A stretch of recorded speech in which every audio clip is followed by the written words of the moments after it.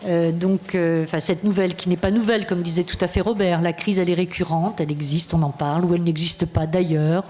Toujours est-il que la question de la contemporanéité est donc celle qui nous reste de manière permanente, celle qui se transforme et qui change donc avec chaque proposition artistique. Et là, je pense que les quatre intervenants d'aujourd'hui ont bien pointé un certain nombre de concepts qui peuvent justement glisser sur ce champ-là.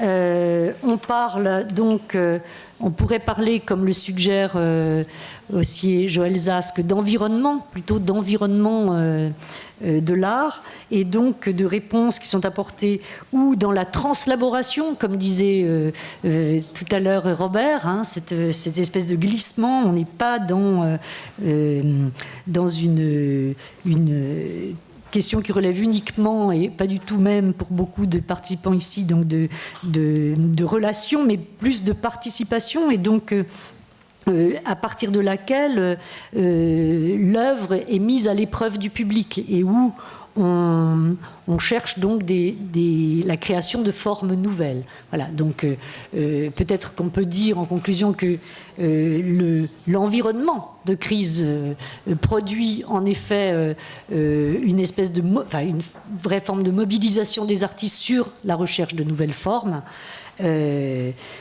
Voilà, il y a donc quelque chose qui s'inscrit dans cette relation nouvelle entre l'environnement et le public.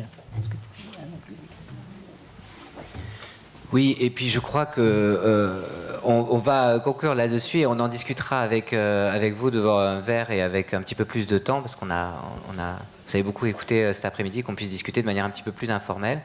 On vous remercie en tout cas, et on espère avoir essayé en tout cas de poser quelques perspectives de réflexion. Évidemment, le but n'est pas d'embrasser des questions aussi complexes, mais en tout cas de positionner quelques éléments. Notamment, j'insisterai sur les glissements d'espace, hein, c'est-à-dire qu'on a vu comment Robert travaillait sur des retours d'expérience, comment on avait des chantiers, des lieux d'exposition qui redevenaient des lieux de chantier. Donc voilà, on voit bien qu'il y a des feuilletés ou des bascules d'espace, espace d'exposition, espace de création, espace de médiation, espace de scénographie et espace documentaire, et on voit bien qu'on expérimente dans ces glissements d'espace, hein, tout simplement des postures affirmatives, c'est-à-dire des postures dans lesquelles nous ne serions le moins possible les uns et les autres ni victimes ni bourreaux, c'est-à-dire ni d'un côté d'un mode de domination de l'autre, ni d'un côté d'un mode de soumission à un ordre, etc. Et je pense que c'est ces questions-là qui, au fond, sont à travailler ensemble et en responsabilité. Voilà. Je vous remercie. Merci.